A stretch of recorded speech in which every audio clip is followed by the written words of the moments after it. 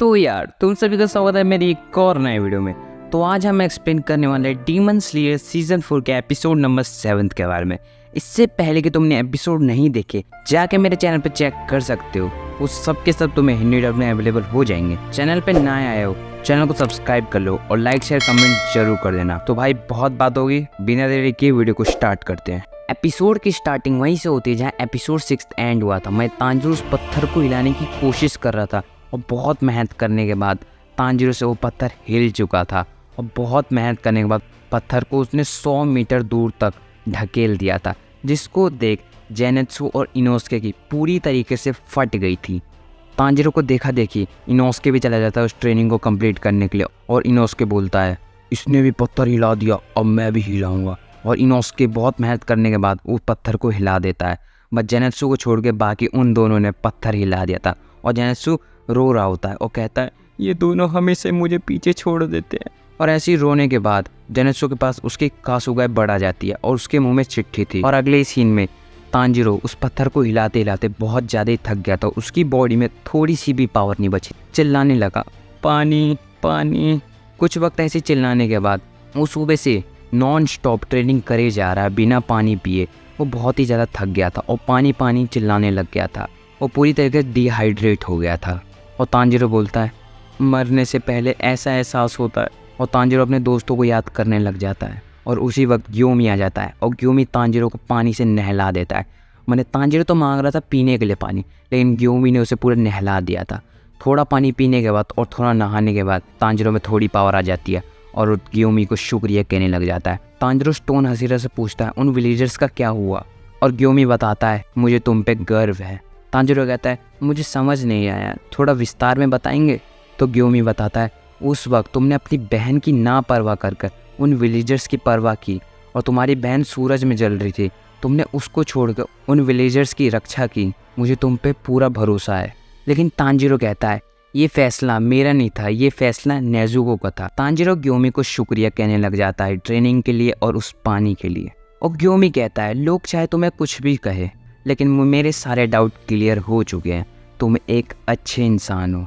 और ग्योमी कहता है मैं तुम्हारी दिल से रिस्पेक्ट करता हूँ। चलो इतनी बात कर ही ली, मैं तुम्हें अब अपनी बचपन की कहानी बताता हूँ। वैसे मैं खुद अनाथ था, ऐसे मेरे पे बहुत सारे बच्चे थे जो कि अनाथ थे, जिनका अपने परिवार से कोई नाता नहीं था और हम सभी साथ में रहते थे खुशी खुशी।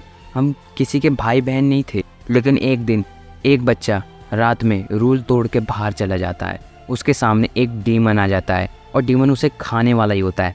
जहाँ वो रहते थे मैंने ग्योमी और सभी बच्चे रहते थे उस जगह के बारे में बता देता है। और वो बच्चा उस डीमन से कहता है कि वहाँ 8 लोग हैं, मेरे बदले तुम उन्हें खा लो।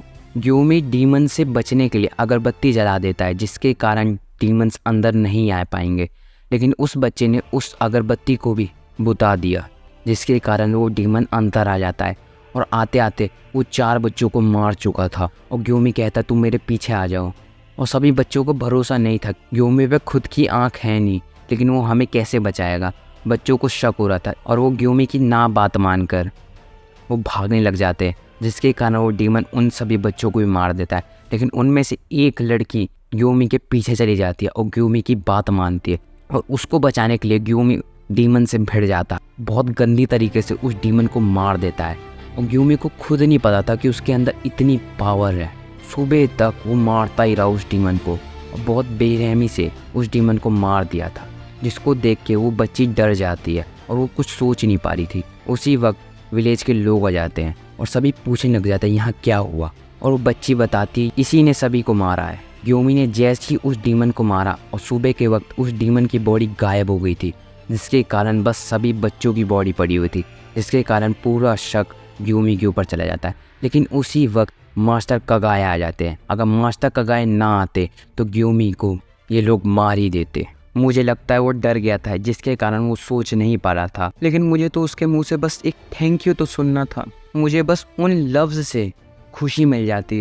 लेकिन बच्चों को तो बस अपनी ही परवाह होती है, किसी और की परवाह नहीं होती। और ग्योमी ने सोच लिया था कि अब वो किसी पे भी भरोसा नहीं करेगा। अगर कोई इंसान मुसीबत में तो तभी उसका असली चेहरा दिखता है। तो मैंने तुम पे भी पहले भरोसा नहीं किया था, लेकिन अब मेरा भरोसा अब यकीन में बदल चुका है। अब मैं तुम पे भरोसा कर सकता हूँ तांजीरो। और आज से मैं तुम्हारी मदद करूँगा ताकि तुम कभी गलत रास्ते पे ना जाओ। तांजिरो कहता है मैं आपकी उम्मीद पर खरा उतरूँगा। और स्टोन हसीरा तांजिरो के सर पे हाथ फेरता है और कहता है कि तुमने तो मेरी ट्रेनिंग पूरी कर ली, इसलिए वेरी गुड। दूसरी तरफ इनोस्के और तांजिरो और गैन्या तीनों बैठ के खा रहे होते हैं और इनोस्के खूब ठूस ठूस के खा रहा होता है। गैन्या बताता है वो स्टोन हसीरा बहुत ही अच्छे हैं, उन्होंने बताया कि मेरे अंदर कोई टैलेंट नहीं है, लेकिन तभी भी उनने मुझे ट्रेनिंग दी।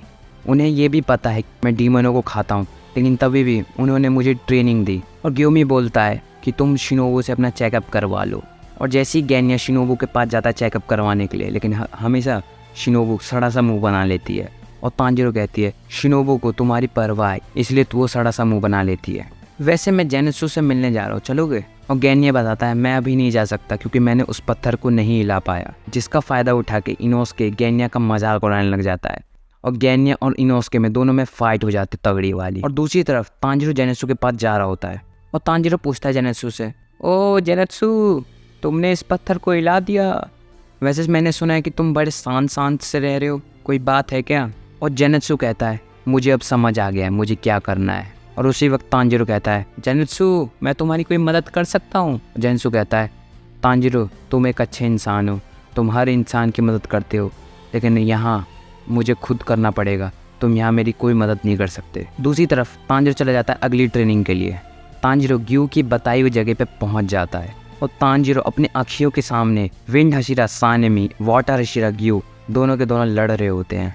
और उसी वक्त विंड हशीरा ग्योमी पे हमला करने लग जाता है, जिसको देख तांजिरो तो अरे बाबा ये तो बड़ा खतरनाक फाइट चल रहा है। और ग्यो अपने रिफ्लेक्सेस को इतना तेज कर देता है दोनों की लकड़ी की तलवार टूट जाती है। और सानेमी कहता है अब तो लकड़ी की तलवार टूट गई, चलो अब हाथों से लड़ते हैं। और तांजिरो सोच रहा होता है कि इनकी फाइट और बढ़ती जा रही है, मुझे बीच में जाना पड़ेगा। और तांजिरो चला जाता है उन दोनों के बीच में और कहता है रुको रुको रुको रुको तुम मत लड़ो।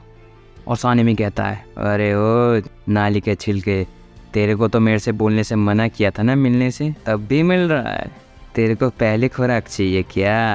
तांजिरो को लग रहा होता है कि वो दोनों मिठाई के लिए लड़ रहे हैं। जब सानेमी की ट्रेनिंग कर रहा था, ट्रेनिंग करने के बाद वो जब रूम में जा रहा था, मिठाई और चाय की खुशबू आ रही थी। और सानेमी से कहता है तुम्हें मिठाई और चाय बहुत पसंद है ना, तुम इसीलिए लड़ रहे हो? और ग्यू कहता है ओहो सानेमी तुझे तो मिठाई और चाय पसंद है। इसको सुन सानेमी गुस्सा हो जाता है और आंख बबूला हो जाता है और उसी वक्त तांजिरो में एक भर के देता है और तांजिरो उड़ के चला जाता है। कुछ वक्त बाद सानेमी भी चला जाता है और ग्यू और तांजिरो दोनों बैठ के बात कर रहे होते हैं। और ग्यू कहता है शुक्रिया, वैसे मेरा कोई दोस्त नहीं था, लेकिन तांजिरो तुमने मुझे सानेमी से दोस्ती करने के लिए एक और मकसद बता दिया है, शुक्रिया तुमने उसका फेवरेट खाना बताने के लिए। वैसे आप दोनों फाइट किस लिए कर रहे थे, उस मिठाई के लिए? तो ग्यू कहता है नहीं हम मिठाई के लिए नहीं कर रहे थे, हम अपनी ट्रेनिंग कर रहे थे, हशीरा ट्रेनिंग। तांजिरो कहता है मेरे से गलती हो गई, माफ़ कर देना। और सानेमी पता नहीं गुस्से में कहाँ चला जाता है और चिल्लाने लग जाता है वो दोनों के दोनों कहाँ हैं? ओ बेनायो मोइचिरो मेरा दिमाग ख़राब हो चुका है, एक तो वो तांजिरो मेरा दिमाग ख़राब करता रहता है, ऊपर से ये दोनों पता नहीं कहाँ गायब है। और यहाँ सानेमी को डीमंस का आभास हो जाता है। फोर्थ अपर मून माने नाकेमी की आंखें थी, नाकेमी की आंखों को मसल देता है और वो आंखें गायब हो जाती है। और अगले सीन में हमें बहुत ज़्यादा ही कोहरा दिखाया जाता है और उसमें एक परछाई दिख रही होती है और वो और किसी की नहीं, the one and only Muzan. Muzan आ जाता है उबुयाशी के पास और कहता है उबुयाशी तुम्हारी हालत तो बहुत बदतर हो चुकी है उबुयाशी। और उबुयाशी कहता है ये हमारी पहली और आखिरी मुलाकात होगी। और यहीं एपिसोड 7 एंड हो जाता है। तो वह फाइनली इसमें टोटली 8 एपिसोड होने वाले हैं और 7 एपिसोड आ चुके हैं, माने अगले हफ्ते लास्ट एपिसोड होने वाला है। Last episode I mean 8th episode 1 घंटे का होने वाला है। तो मिलते हैं उसी वीडियो में, तब तक के लिए बाय बाय।